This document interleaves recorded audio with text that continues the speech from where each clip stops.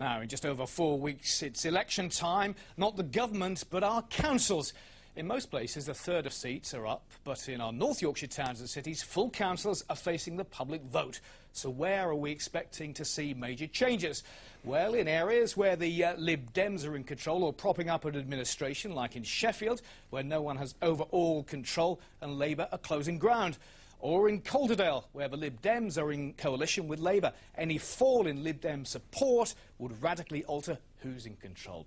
Similarly, in Kirklees, Labour is currently heading up a minority administration supported by the Lib Dems. Ironically, if the Lib Dem vote falls here, it could open up things for the Tories.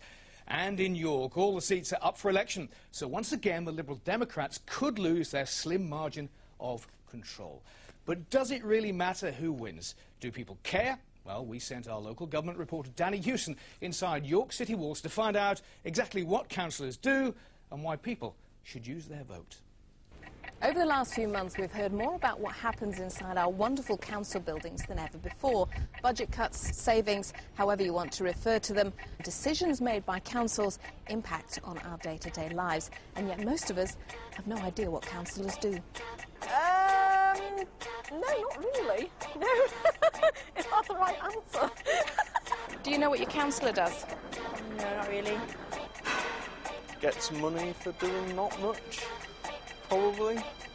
I think people look at me and in their mind, I am the council. I'm not a councillor, I am the council, and everything that's wrong and occasionally right is down to me. Unfortunately, we have to earn a living. The council allowances don't go anywhere near enough to live on unless you're a very senior position in the council. So in my case, I do work here for the majority of my time on the weekday and then go to evening meetings and work in the evenings at home. Well, I'm involved in all sorts. I mean, it depends. I'm involved in reporting the potholes in my ward. I'm involved in getting dog dirt cleaned up. I'm involved in trying to get back alleys cleaned up by the council.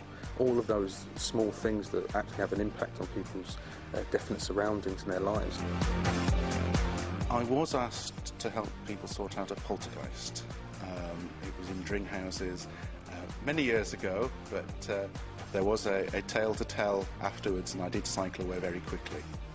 Here in York, all 47 councillors are up for re-election, which means people here have a real chance to influence who'll be making the decisions over the next 4 years. And yet, historically, very few people, only around 40%, will turn up to vote on May the 5th. Oh, yes, I definitely am going to vote, yes, yes. Definitely will be voting. Probably not, to be fair. No, I don't think so. Probably, yeah. You've got until 5 p.m. on the 14th to register to vote. For information about all the parties and independents standing in your ward, log on to your council website. Danny Hewson, BBC Look North, York.